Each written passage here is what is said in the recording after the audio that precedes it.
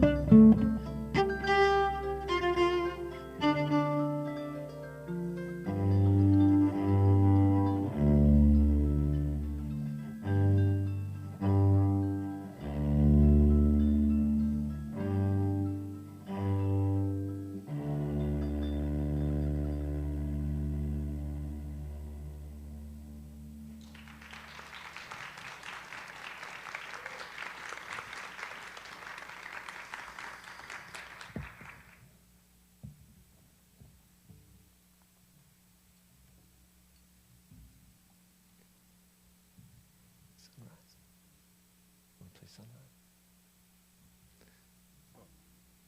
Okay.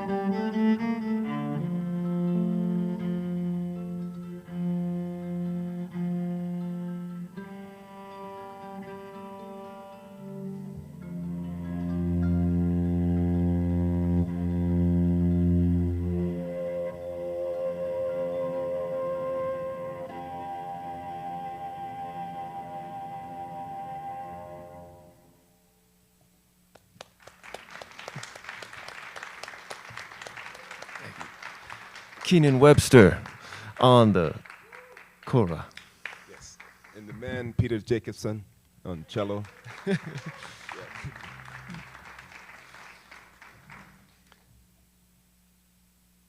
We're going to take it to India for a second. This is a raga, which is more of a typically an afternoon raga, but it's afternoon somewhere. This is a raga called Yemen. It's called what? Yemen. And Just checking. Yeah. Check. I'm not sure if I'm on. Oh, okay, good. so Keenan will hold down the drone on the kind of tonic and dominant.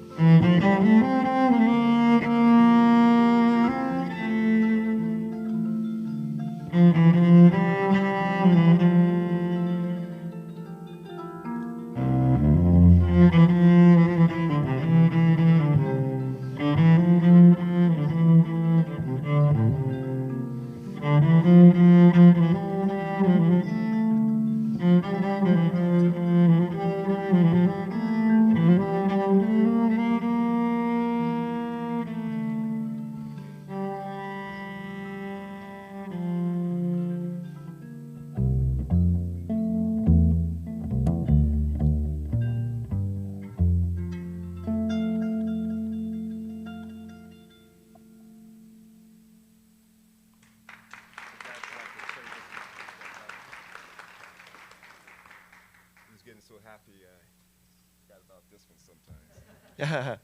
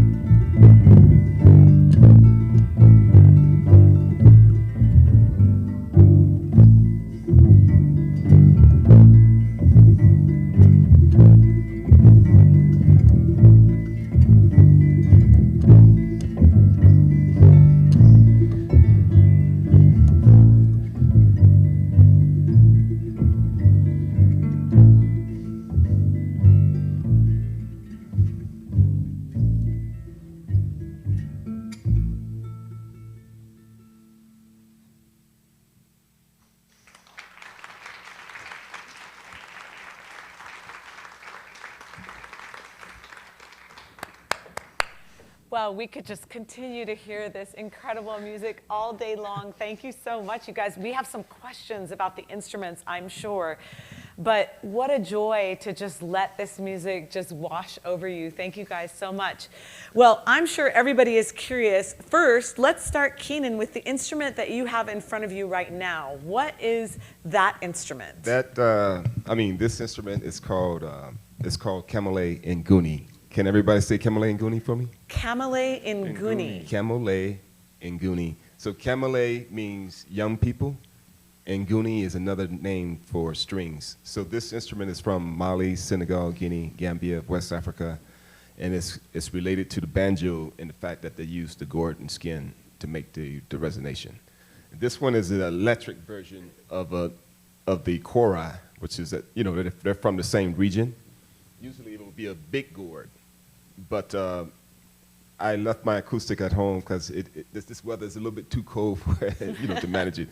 But this is the Kamale Nguni, and this is the kora, West African. So the kora usually has a large gourd on it, and that, of course, they're organic, so they can crack in the weather. Yes. But this one still has the gourd, and it also has a skin on it, right? And can you tell us a little bit about that? So this gourd right here is what they call a kettle gourd. So it's very thin. We put goat skin on it. So and it's tuned in the blues in the minor pentatonic scale because that's the scale of the Sahara Desert. This is where all this stuff is generating from. They had the ancient city of Timbuktu. Ah, great. Yeah. And then for anybody who might not know, the pegs are tuning pegs, is that right? Yes, those are tuning pegs. We switched to guitar tuners now. Traditionally, there will be just leather hide to hold the strings up. And there's two rows of strings, and so your right hand is playing. Can you just demonstrate the pitches on the right side and the pitches on the left side? So everybody can see the 2 rows of strings. So that's the same for this right here, and we use our thumbnails and our index finger to play the scale. So basically it's like the alternating.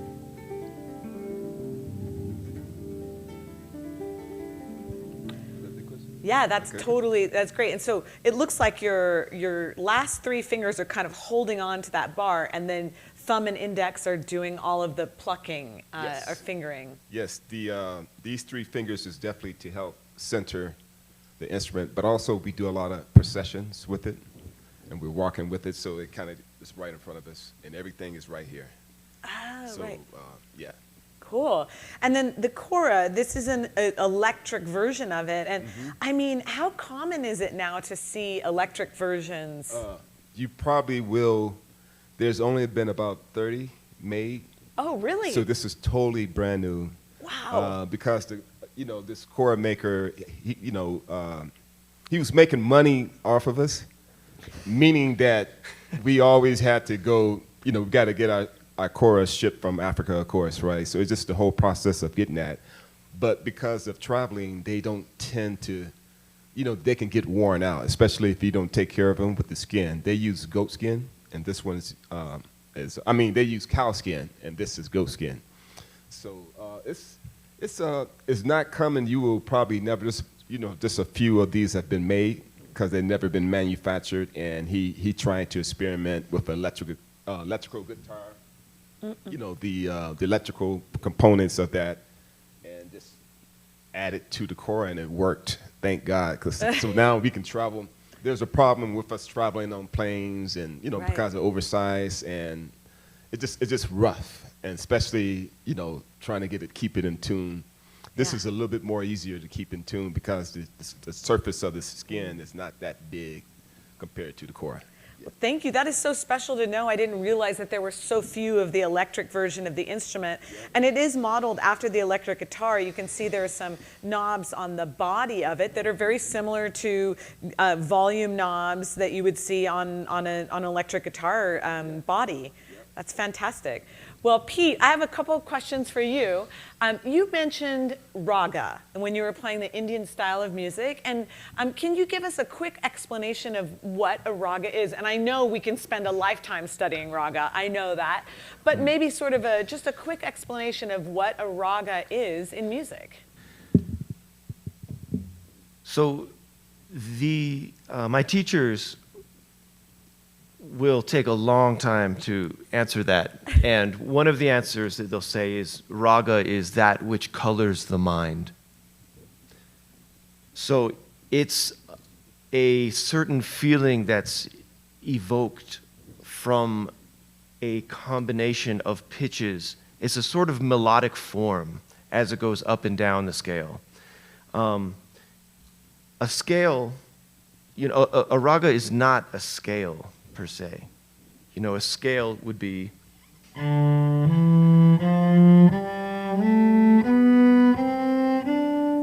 for example, sort of minor scale, and it just steps up and up and down and down.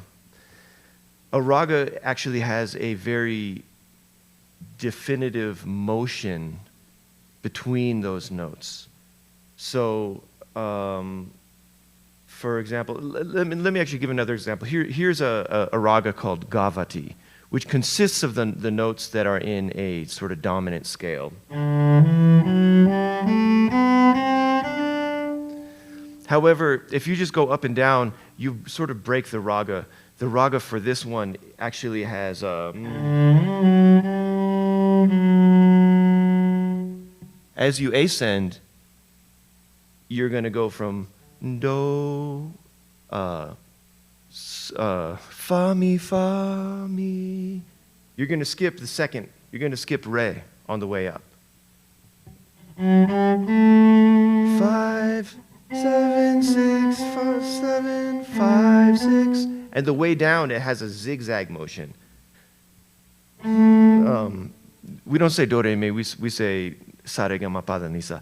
Pa, da, ma, pa, ga, ma, re, sa. So on the way down, you can get the second, but on the way up, you got to avoid it. And there's a zigzag motion on the way down. So it sort of defines a melody. And there's millions and just an infinite amount of melodies you can make that work within that pattern. So the raga is a really nuanced thing, and it takes a long time to learn. I know, and I apologize for putting you on the spot, because it really, you can spend a lifetime immersing in ragas. But it's just great to hear, especially for anybody who's familiar with our Western sort of concept of scales.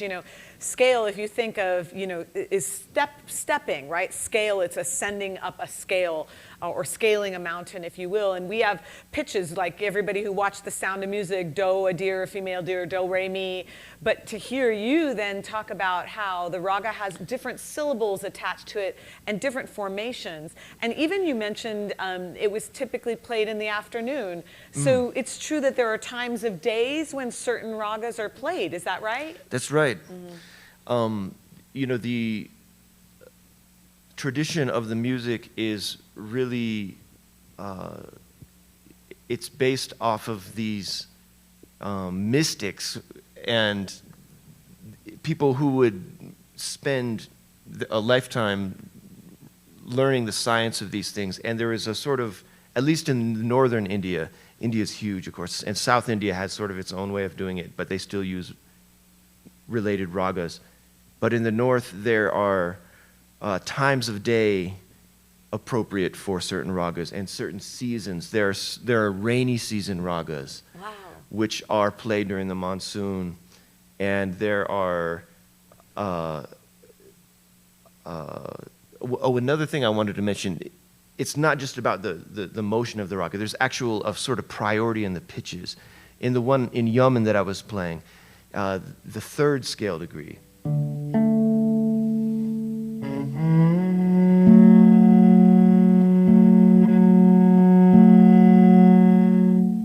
is the most important one. If you hang out on one of those other pitches for too long, a person who really knows Indian music are going to say, you're sort of breaking the raga, because there's one note in the lower tetrachord which has a priority, and then there's another note in the upper tetrachord that has its own priority. So there's all these things to pay attention to, and it's really not a written thing, it's an oral tradition. It's just too nuanced to actually write in Western notation.